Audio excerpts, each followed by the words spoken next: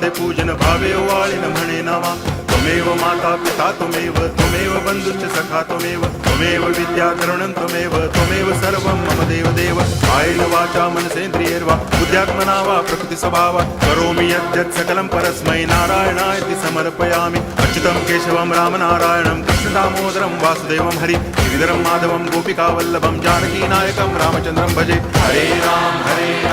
Ram Ram